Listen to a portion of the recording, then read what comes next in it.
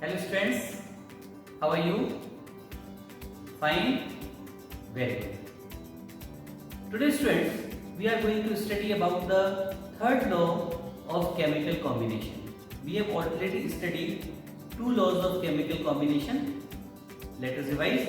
First law was law of conservation of mass. Okay. Second law of constant composition, and third law which we are going to study today, law of multiple proportion. Law of multiple proportion.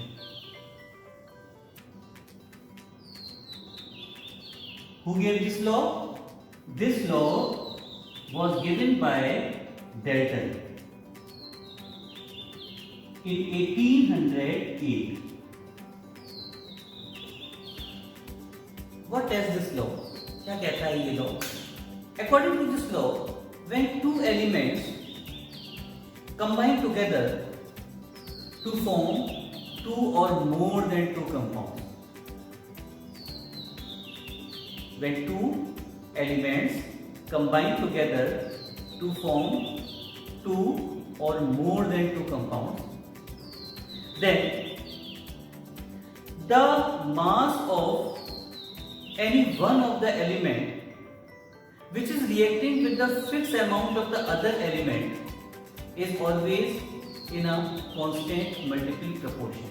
Okay, multiple proportion.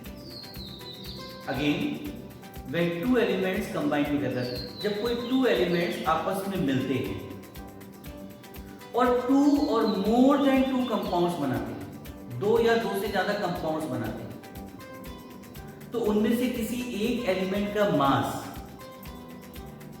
जो दूसरे element के एक fixed amount के साथ combine कर रहा है, उन मासेस के बीच में एक सिंपल मल्टीपल प्रोपोर्शन होता है. जैसे इसको हम दो तीन एग्जांपल समझते हैं. एग्जांपल नंबर 1, हाइड्रोजन ऑक्सीजन आपस में मिलकर दो तरह के कंपाउंड बनाती है. पहला 2H2 plus O2 gives 2H2. है ना? इसको देखें तो 2 2 is 4, 2 into 1 plus 16, तो 2 into 2 plus 16, तो 4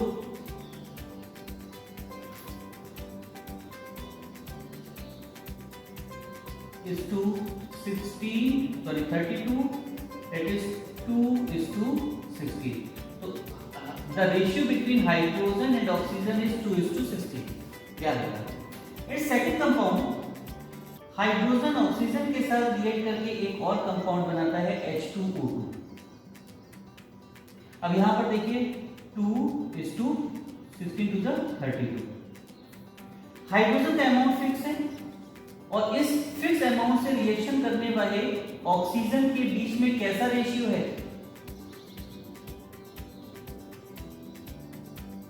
सिंपल मल्टीपल रेशियो, 8 1 8, 8 2 16. एक second example, 2C plus O2 gives 2CO and C plus O2 gives CO. Carbon oxygen react करके ये टू टाइप के कंपाउंड बनाते हैं. अब यहां पर आप देखो तो यहां पर इसका रेशियो निकल के आएगा 24 is to 32 और 12 is to 16. ठीक है, 12 is to 16 और कार्बन की 12 मास से रिएक्ट करने वाला 16. अब यहां पर आप देखो, यहां पर रेशियो निकल जाएगा 12 is to 32, यानी कार्बन के सर्टेन अमाउंट से रिएक्ट करने वाले ऑक्सीजन के बीच में क्या रेशियो है? 16 is to 32 और 8 is to मल्टीपल रेशियो. एक बहुत फेमस एग्जांपल है इसका, नाइट्रोजन और ऑक्सीजन के बीच में जब रिएक्शन होती है. एग्जांपल नंबर 3, 5 टाइप के कंपाउंड बनते हैं, N2O, NO, N2O3, N2O4 and N2O5. These 5 compounds are formed when nitrogen react with oxygen.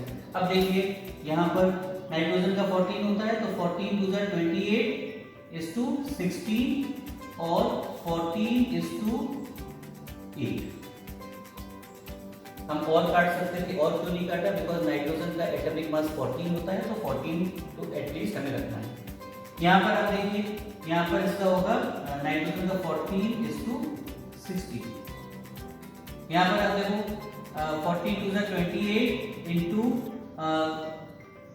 16 to the 48, ठीक है, इसको करोगे तो 14 is to 24। यहाँ पर आप देखिए 28 into 64 is to 64, that is 14 is to 32।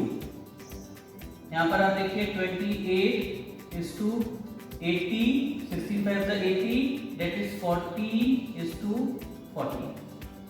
तो नाइट्रोजन का यहाँ एक कांस्टेंट वैल्यू है, और इस कांस्टेंट वैल्यू के साथ में रिलेट करने वाले 8 is to 16 is to 24 is to 32 is to 40।